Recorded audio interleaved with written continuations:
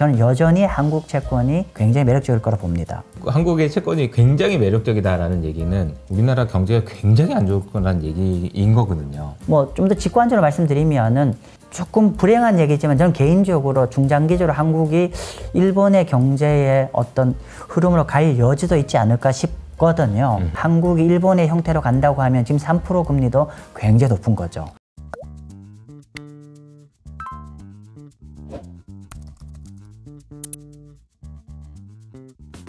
안녕하세요. 이호석입니다. 오늘은 GB투자자문의 마경원 대표님 모셨습니다. 안녕하세요. 네, 안녕하세요. 네, 대표님 잘 지내셨어요? 네, 잘 지냈습니다. 오늘 네. 이제 오랜만에 출연해 주셨는데 너무 멋진 책을 가지고 오셨는데요. 이 책이 이름이 리치 앤 본드 바이블이에요. 그래서 부와 그리고 로우텍스, 그러니까 절세를 한 번에 잡는 채권 투자 바이블 이렇게 돼 있는데, 사실 이제 채권에 대해서 이 투자하시는 분들이 주식보다 좀 뭔가 좀 어려움을 겪으시는 분도 있고 잘 모르는데 투자를 했다가 좀 어려움을 겪는 분도 있는데, 이번 기회에 이제 바이블, 채권 바이블을 통해서 여러분들이 좋은 기회를 얻으셨으면 좋겠고, 오늘 이야기는 아마 이제 한국, 미국 이렇게 나눠서 하게 될 것 같아요. 근데 이제 두 나라가 너무 차이가 큰 것 같아요. 그렇죠. 그거에 네. 너무 차이가 크다는 걸 알아야 돼, 일단. 그 부분을 이제 이해하기 위해서는 사실 이제 한국 이야기부터 먼저 네. 하는 게 좋을 것 같습니다. 예. 주식을 이야기할 거면 좋은 것부터 얘기하면 당연히 미국부터 얘기해야 되는데, 채권 투자의 관점에서 보면 한국부터 얘기해야 된다. 이게 좀 안 좋은 이야기긴 한데 현실이기도 하고 그래서요. 그렇죠. 네. 그렇죠. 한국은 먼저 어떤 이야기부터 시작해 볼까요? 네.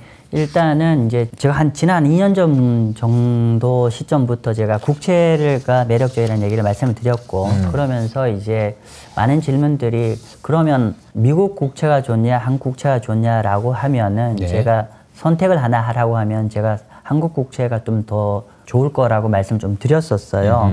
저희 대표님 말씀하신 대로 이게 국채가 더 매력적이라는 얘기는 그만큼 금리 인하를 해야 될 압력이 더 큰 거고, 뒤집어 얘기하면 그만큼 상대적으로 경제가 디플레이션 압박이라든지 저성장 압박이 좀 더 강한 나라라는 뜻이기 때문에 사실은 그러니까 주식 투자자 입장에서는 한국 국채가 매력적이라는 게 사실은 어떻게 보면 좀 부정적인 경제를 반영하는 내용일 수 있다라는 거 먼저 양해를 듣고 말씀 좀 드리겠습니다. 네. 그래서 근데 이런 거잖아요. 항상 누군가한테는 위기는 누군가한테는 기회가 되는 것처럼, 그래서 제가 한국 국채에 대해서 매력적이라고 말씀드렸고, 지난 한 1년 반 동안 굉장히 성과가 좋았어요. 그래서 제가 정말 아이러니한 건 뭐냐면 ETF, 그러니까 우리가 국내 상장 ETF를 채권 ETF를 볼 때 한국 국채 ETF와 미국의 중장기 ETF 중에서 실제로 한국 투자자분들이 어느 쪽을 더 많이 투자를 많이 샀냐?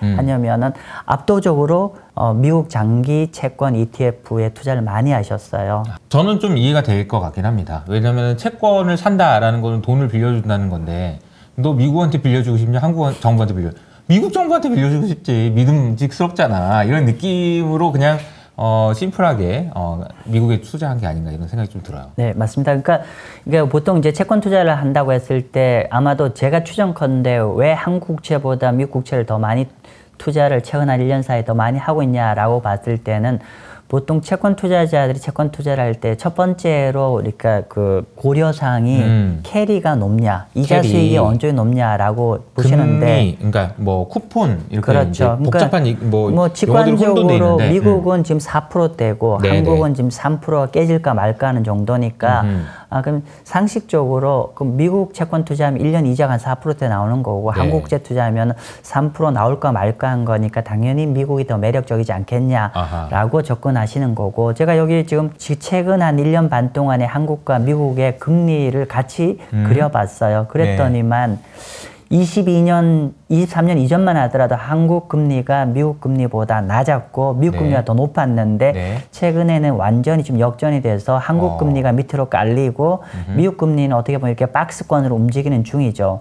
그러다 보니까 투자자 입장에서는 미국 금리는 4%대고 한국은 3%대 초중반밖에 안 되다 보니까 직관적으로 봤을 때는 미국 금리가 더 투자하기에 매력적으로 보시다 보니까 미국 국채 금리가 미국 국채에 투자하는 물량이 더 많았는데, 제가 항상 말씀드리는 건 뭐냐면은 앞에 보이는 이자 수익이 전부가 아니라는 거죠. 그렇죠. 즉 뭐냐면은 우리가 채권 투자를 한다고 했을 때는 두 가지의 구성 성분이지 않습니까? 앞단의 이자 수익과 두 번째는 가격 움직임인데 가격 움직임 측면에서 한국이 미국보다 훨씬 더 매력적이라는 얘기고 채권의 가격이라는 거는 금리와 반대로 가는 거니까 상대적으로 한국의 국채를 투자하면 가격이 더 매력적이라는 의미는 미국보다 한국의 국채 금리가 더 내려갈 룸이 더 크다라고 하는 뜻인 거기 때문에 그런 거고요. 그러면 한국 금리가 더 많이 내려갈 수 있다는 거는 그만큼 한국 경제가 좀 더 불투명하기 때문에 더 많이 그러니까 경제가 불투명하면 경기를 부양하기 위해서는 정책 금리를 좀 더 많이 내려야 되는 이런 로직이 작동이 되죠. 자, 그런데 여러분 그거 아십니까? 한국과 미국의 동일한 만기 채권 투자했을 때 성과가 얼만큼 차이 나는지 한번 제가 보여드릴게요. 지금 요 자료는 국내 상장되어 있는 타이거 30년 만기 스트립 채권 ETF입니다. 스트립이란 게 무슨 말이에요? 스트립은 중간에 말 그대로 이자를 다 발라내버린 거예요. 쿠폰을 다 발라내니까 이게 그냥 거의 이 채권의 만기와 거의 동일한 레벨의 만기가 됩니다. 그러다 보니까 실제로 이 채권의 듀레이션이 28년입니다. 즉 금리가 1% 떨어지면 가격이 28% 움직입니다. 절대 수익이. 와. 그러니까 금리 1% 떨어지면 28% 오르는 거고 1% 올라가면 28% 깨진다라고 보시면 되는데 어쨌건 간에 국내 우리 파생 상품이 아니면서 국내 상장되어 있는 가장 긴 듀레이션의 채권이 여기 채권입니다. 자, 그런데 둘 다 듀레이션이 동일한데도 불구하고 만약에 여러분이 미국의 초장기 채권 ETF를 투자했으면 금년에 한 20%가 손실을 봤고요. 반면 한국의 동일한 만기의 초장기 채권 ETF를 했으면 플러스 25%입니다. 그래서 거의 25%죠. 이거는 마치 이런 거죠. 한국 주식과 미국 주식을 금년에 동일하게 투자했을 때 이 반대가 되는 거죠. 그죠? 이렇게 그만큼 이제 미국 경제가 좋다는 거를 가지고 너무 채권마저도 그래서 미국을 가시는 경향이 있는데 사실은 채권과 주식은 반대편으로 해석해 줄 필요가 있다는 거고 어쨌건 간에 한국 채권을 지금까지 투자하셨던 분은 상당히 좋은 수익을 가져왔다는 거고 아마 여기서 질문이 하나 있을 거예요.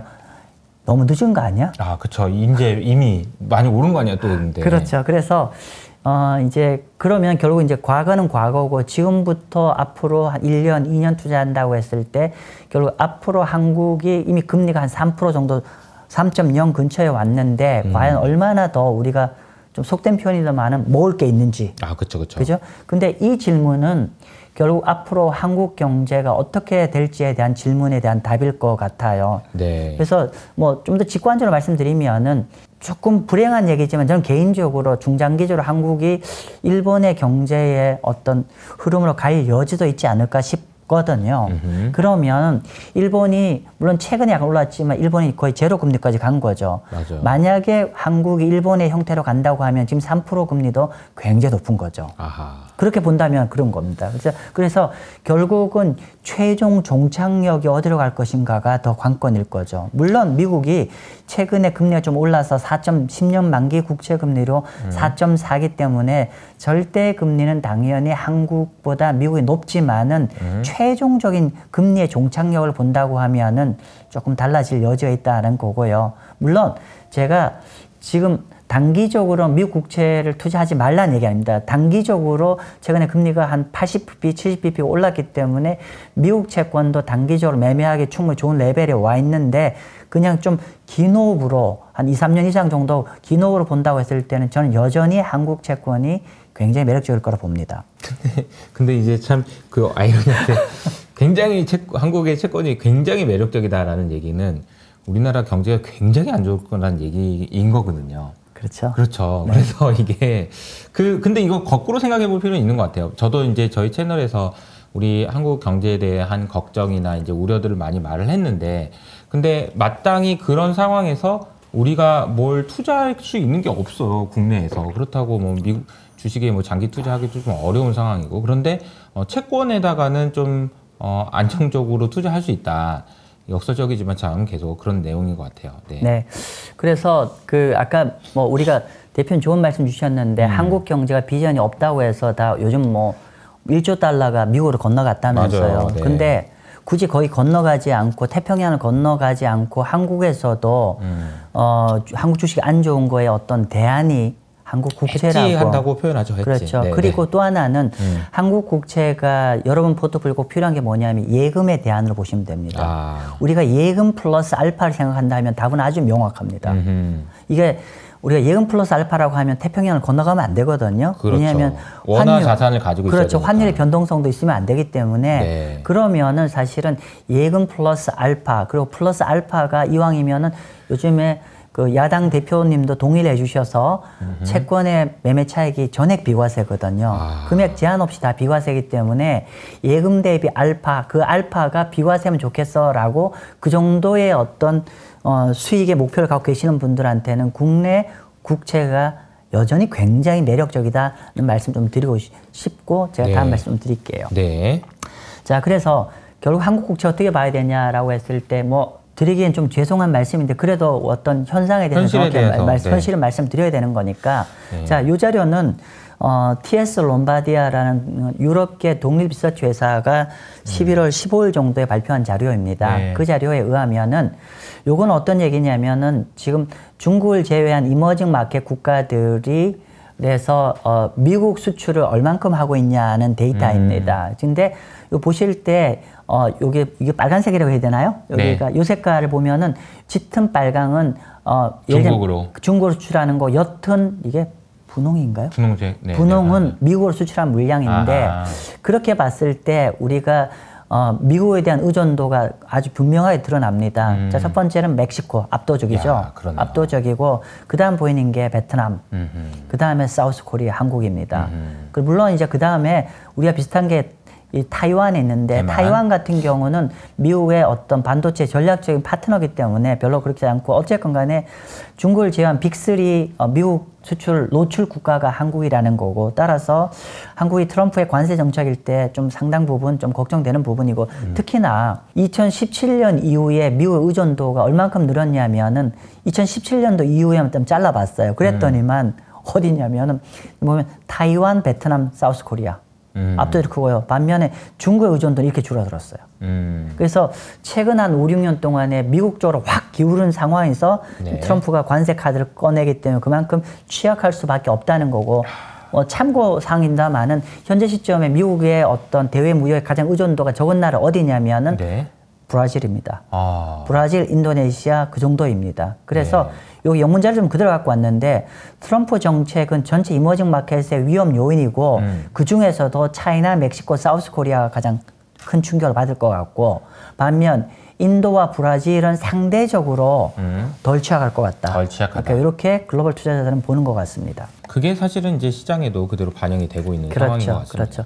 그리고 조금 더 한국만 또 구체적으로 본다고 했을 때 네. 이거는 골드만삭스가 이것도 최근에 한 15일 전후에 발표한 자료인데 뭐냐면은 GDP, 한국의 GDP 어떤 기여도로 봤을 때 이전만 하더라도 중국에 대한 수출이 한국 경제 한 7% 내외인데 이건 많이 줄어들어서 한 5% 내외가 되는데 지금은 미국이 한국 GDP 기여도의 7% 정도까지 될 거라고 압도적인 가장 큰 시장이라는 거죠. 그래서 우리가 미국 관련해서 어떤 관세 부분이 어쨌건 간에 한국에 상당 부분 영향을 줄 수밖에 없는 상황이다. 사실은 대외 환경이 굉장히 좀 걱정거리인 건 사실이죠. 네. 그리고 이제 뭐 제가 대외 환경 얘기하는데 보통 채권을 얘기할 땐 크게 두 가지를 보셔야 되죠. 뭐냐면 하나는 앞으로 우리나라 경제 어떻게 될 거냐. 네. 이건 제가 굳이 많은 말씀 안 해도 여기 이호석 대표님 채널에 많은 전문가가 나오기 때문에 한국 경제에서 어떻게 설명하는지 너무 잘 아실 거고.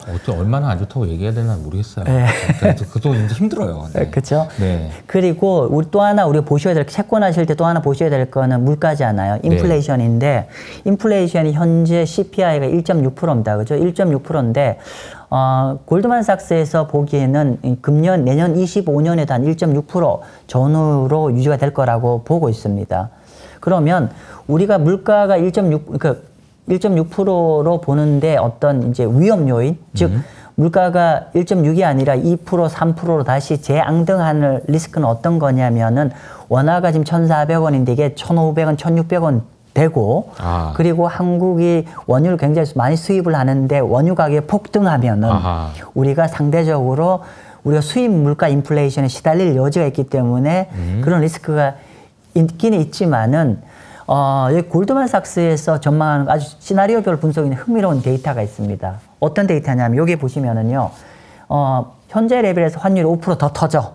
그러니까 1,400원 후반대로 가고 원자재 가격도 현재보다 한 15% 더 떠. 둘 다 부정적인 요인이잖아요. 그렇게 됨에 불구하고 1.6%보다는 슬라이트하게 올라가지만 그래도 한국의 목표치인 2% 아래로 잡힐 거라 봅니다. 즉 그만큼 한국 경제 안 좋다는 뜻입니다.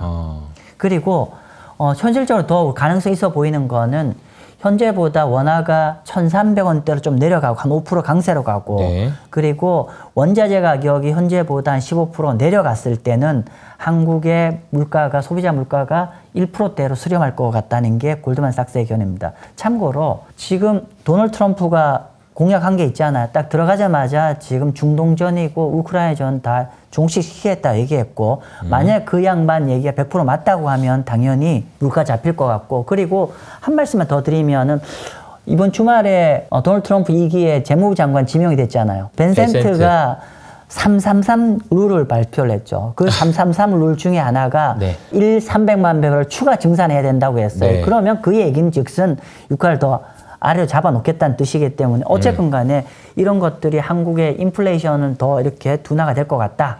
뭐 그렇게 보는 거고요. 그러면 우리가 흔히 전쟁이라는 것은 인플레이셔너리하다라고 얘기하잖아요. 그렇죠. 반대로 전쟁의 종료는 인플레이션 요인들을 줄여주는 효과가 있다. 사실 트럼프가 얘기하는 많은 정책들이 인플레이션을 부각시킨다. 이민도 안 들어오고 관세도 붙인다고 어떻게 할 거냐. 전쟁을 안 하면 이게 인플레이션을 부추기는 효과가 줄어드는 것을 통해서 또 잡아지는 효과가 있다는 거죠, 그죠? 네. 그렇죠. 그렇게 보고 그래서 뭐 골드만삭스 같은 경우는 내년도 한국의 금리 인하 최종 금리가 원래 시장의 컨센은 2.5인데 2.25까지 줄여놨습니다. 네. 그렇게 된 거고 그 다음에는 요 그림은 좀 제가 간단 좀 설명을 좀 드리고 넘어가도록 할게요. 아마 이게 잘 보이실지 모르겠는데 여러분이 네. 어떤 정책적으로 이해하실 필요할 때 지금 여기 하얀새는 지난 15년간의 한국의 정책금리입니다. 기준금리. 그렇죠. 기준금리가 몇 달 전만 하더라도 3.5 수준이었는데 이 3.5가 지난 15년 안에 가장 높은 레벨이었고요. 현재 3.25인데 이마저도 이전에 가장 고점하고 동일합니다. 그렇게 높은데요. 근데 우리가 이 그 정책금리를 볼 때 요 하단에 표기를 해놨는데 실질 기준금리라는 개념을 좀 이해하시면 도움이 되실 것 같습니다. 실질 기준금리는 우리가 그 정책금리에서 물가 상승률을 차감한 거예요. 네. 그랬더니 현재 물가 상승률이 1.6이잖아요. 그러면 네. 3.25에서 1.6을 차감하면은 대략적으로 1.95%입니다. 플러스. 이게 실질 기준금리고 즉 이것의 의미는 현재 정책금리가 물가 상승률보다도 한 2%나 더 높다는 뜻이잖아요. 아하. 그렇기 때문에 이걸 좀 경제 부담으로 보면 부담을 상당히 브레이크가 걸리는 레벨이라고 볼 것 같고 이 레벨이 보시면은 실질 기준금리로 보니까 지난 15년 만에 가장 높은 레벨입니다. 가장 높은 레벨이고 그래서 이게 여기 실질 기준금리 1.95라는 건 메시지는 두 가지인 것 같습니다. 첫 번째는 현재 실질금리 레벨이 지난 15년 만에 물가 대비해서 가장 브레이크가 세게 잡혀 있는 거니까 만약 우리 환율이나 여러 가지 이슈 때문에 금리 인하를 빨리 하지 않으면은 우리 경제 하드랜딩 리스크를 더 키울 여지가 있다. 예. 첫 번째 메시지고 두 번째 과거의 1.95 기준으로 봤을 때 그럼 추후에 금리 인하를 얼만큼 할 수 있을 거냐 봤을 때 요 동일한 시점이 2012년도입니다. 2012년도가 이쪽에 보면 실질금리 고정 레벨이었는데 이 당시에 물가가 딱 잡히고 명확해지니까 이때는 심지어 금리가 한 200bp 금리 인하를 했었어요. 물론 그 정도는 아니겠지만 과거에 이렇게 좀 높은 레벨일 땐 결국 보시면 금리 레벨을 꽤 많이 했고 실제로 2019년에도 마찬가지입니다. 이렇게 레벨을 했다는 그 말씀 좀 드리고요. 그 다음에 저희가 좀 이호석 아카데미니까 아카데믹하게 한번 얘기해 보죠. 네. 자, 요거는 뭐냐면은 결국은 이제 우리가 한국의 최종 금리를 한번 예상을 해보자는 거죠. 정답은 아니죠. 그렇죠. 예상을 해보면은 일단은 우리가 과연 중립금리가 실질 중립금리가 어떻게 될 것인지를 먼저 산정할 필요가 있죠. 왜냐하면 실질 중립금리에다 물가를 더하면 그게 최종 정책금리가 되는 거니까. 그죠? 네. 그래서 뭐 제가 그 정도의 어떤 리서치 페이퍼의 전문가는 아니니까 제가 공부한 걸 가져왔습니다. 이번 11월 달에 여기 한은에서 페이퍼 하나를 발간했습니다. 네네. 요 페이퍼인데요. 이 페이퍼에서 보니까 한국의 실질 중립금리 레벨이 마이너스 0.2에서 플러스 1.3 레벨이라고 합니다.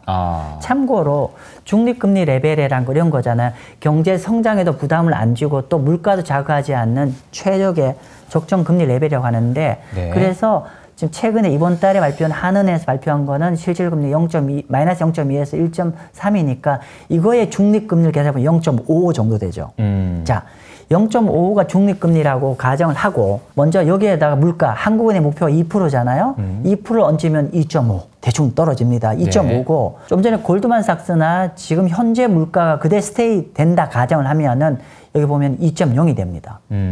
그러면 이거는 시장 예측보다 더 낮아요. 2.0까지 갈 수 있는 건데 네. 이렇게 될 가능성이 꽤 높죠. 자, 그런데 그러니까 일단은 이제 한은의 목표대로 간다고 했을 때 한 2.5 정도를 생각하는 게 내년 말에 2.5가 리즈너블하고 근데 현재 물가 내려가는 추세를 감안하면 2%까지 갈 수 있다라고 했는데 아까 제가 말씀드리기를 우리가 금리를 볼 때는 물가만 봐야 되는 게 아니라 경제도 봐야 되잖아요. 그쵸. 근데 만약에 한국은행의 성장률이 한 2% 정도, 한국은행 2%를 봤을 때, 했을 때 2% 언더로 갈 가능성이 꽤 커지고 있는데 그렇게 된다고 하면 이 물가 2% 가더라도 한 2.25까지 내려갈 가능성이 높아지는 거죠. 그리고 만약 물가가 1.6으로 잡히는데 경제가 2% 언더로 가면은 1.75까지 갈 가능성도 우리가 생각해 볼 필요 있지 않겠냐. 네. 그렇게 보고요. 그래서 금리를 많이 낮춰야 된다는 얘기입니다. 그렇죠. 지금. 근데 네. 이제 이게 저의 개인적 생각인지 네. 한번 객관화시켜서 한번 보도록 하겠습니다. 다른 데는 어떻게 보는지. 그렇죠. 객관화해 보니까 골드만삭스 같은 경우는 결국은 제가 계속 말씀드리는 게 물가 상승률과 GDP 성장이 가장 중요한데 골드만이 최근 많이 떨어뜨렸어요. 물가 1.6, GDP 1.8입니다. 둘 다 2% 언더입니다. 네. 그래서 기준금리 전망 2.25로 낮췄고요. 모건 스탠리, 타이포입니다. 모건 스탠리입니다. 네. 모건 스탠리도 2.0 성장률이 더 낮아요. 1.7, 2.25라고 보고요. 그리고 KDI 이번 달에 발표했는데 성장률이 2%인데 물가 1.6입니다. 그래서 아마 이번 주에 또 한국은행도 경제 전망 수정하죠. 그렇죠. 그러면은 지금 시장에서 2.5 정도가 일반적인 최종 금리 전망이라고 전망하는데 현재 어떤 한국의 물가 빠지는 추세라든지 여러 경제 부담 같은 걸 종합적으로 감안했을 때는 아마도 그보다는 최종적으로 기준금리를 더 많이 내려드릴 여지가 있고 그러면은 사실은 항상 모든 투자자산의 가격은 어떤 거죠? 시장의 예측보다 더 떨어지면 가격이 더 많이 올라가는 거죠. 그래서 결론은 한국 국채 여전히 굉장히 매력적이라는 게 오늘의 결론입니다. 네, 알고 있었는데요. 네, 숫자로 조목조목 짚어주시니까 그냥 할 말이 없습니다. 너무 사실 이제 이 숫자를 다양한 각도에서 이렇게도 보고 저렇게도 보고 물가도 보고 실질금리도 보고 이렇게 요리조리 이렇게 맛봤는데 그리고 해외에서 어떻게 보는지까지 체크해봤는데 안 좋답니다. 결론적으로. 그러니까 국내의 경제 성장률 전망치도 그렇고 물가 전망도 아마 이제 지금 시장에 생각하는 것보다 금리를 더 낮춰야 될 것 같다는 이야기인데 여기서 조금 질문을 드려보면 근데도 한은에서 그러니까 이제 이창용 총재도 그러니까 금리를 못 낮추는 이유는 있잖아요. 그렇죠. 환율이 좀 걱정되기도 하고 그렇죠. 가계부채가 걱정되기도 하고요. 네. 사실 우리가 이미 우리나라의 경제 체력이 많이 약화됐다는 건 알고 있었지만 그 금리 낮춰주면 전부 다 부동산 사러 가기 때문에 그걸 못하는 거 아니겠습니까? 그렇죠. 이게 참 같이 고려해야 될 부분이 있는 것 같은데 어떻게 좀 봐야 할까요? 일단은 사실은 지금 우리나라는 인플레이션 걱정해야 될 나라가 아니라 디플레이션 걱정해야 될 나라죠. 그게 저는 팩트라고 생각하고 있고 네. 그럼에도 불구하고 디플레이션 내려가는 걸 막기 위해서는 사실은 금리 인하 카드를 통해서 경기 부양 카드, 대출금 떨어뜨리고 이렇게 해줘야 되는 부분이 있는데 네. 문제는 아까 말씀 주신 대로 지금 그 환율이 굉장히 높게 유지되고 있기 때문에 금리를 못 내리고 있죠. 참고로 여러분 집에서 구글 갖고 한번 엑셀로 한번 돌려보십시오. 뭐냐면은 원달러 환율이 한국과 미국의 10년 국채 금리 차이에 따라서 정확하게 같이 움직입니다. 즉 뭐냐면은 양국 간의 금리가 차이가 이렇게 벌어지면요 원화 약세로 가는 거고 양국 금리 갭이 줄면은 원화 강세로 갑니다. 그렇기 때문에 미국 금리가 드라마틱하게 내려오지 않는다고 하면 한국의 원화가 급격하게 강세로 못 가는 상황이기 때문에 그런 상황에서 만약 한은이 금리를 내리면 한국 금리하고 미국 금리 더 벌어지면 원화가 더 약세로 갈 리스크 때문에 못하는 건데 말씀 주신 대로 사실 그것 때문에 한국이 우리 내부적인 사정 경제가 안 좋아서 금리 인하를 해야 되는데 불구하고 못 금리 인하를 하고 있는데 그래서 저는 개인적으로 자꾸 타이밍을 놓치는 느낌이에요. 그런 상황이고 그거 알고 있는데 그것 때문에 금리 인하를 못하니까 계속 타이밍을 놓친다는 거죠. 그렇죠. 그리고 두 번째로는 저는 개인적으로 물론 이제 지난번에 우리가 한번 금리 인하를 해야 될 때 동결하고 그 다음에 금리 25p 인하를 했는데 그때 동결할 때 미국이 금리 내릴 때 한국이 동결하면서 했던 멘트가 뭐냐면 아까 말씀 주신 대로 부동산 담보대출이 금리 내리면 올라가니까 이 기대 심리를 죽여야 되니까 또는 기타 조치를 취하고 해야 되는 상황이라고 했는데 아마 이런 것 같습니다. 그 부분은 금리를 내리면 대출이 일반적으로 느는데 그건 모든 컨디션을 동일하게 뒀다는 가정이잖아요. 네. 근데 담보대출을 할 수 있는 어떤 규제를 더 깐깐하게, 타이트하게 하면은 설령 금리가 내리더라도 론을 많이 못 일으키게 아마 그런 방향으로 잡아가면서 할 것 같습니다. 네. 그래서 이 부분은 우리 내부적으로 어느 정도는 컨트롤이 가능한 부분이라서 지금은 제일 환율이 걱정인데 아무튼 뭐 좀 그렇게 보고 있습니다. 그렇기 때문에 좀 뭐 환율 때문에 지금 못하고 있는데 너무 환율만 집착해서 보다 보면은 국내 경제를 리커버리 해야 될 타이밍을 놓치지 않을까 좀 걱정이 되는 상황입니다. 네. 자, 결론적으로는 요목조목 따져보니까 한국의 경제 전망 좋지 않기 때문에 우리가 경제가 안 좋을 때 아이고 어떡하냐 두 손 놓고 있지 마시고 그 안 좋은 상황에서 우리가 투자할 수 있는 좋은 대안이 있습니다. 한국 국채요 라고 이야기를 정리하면 될 것 같습니다.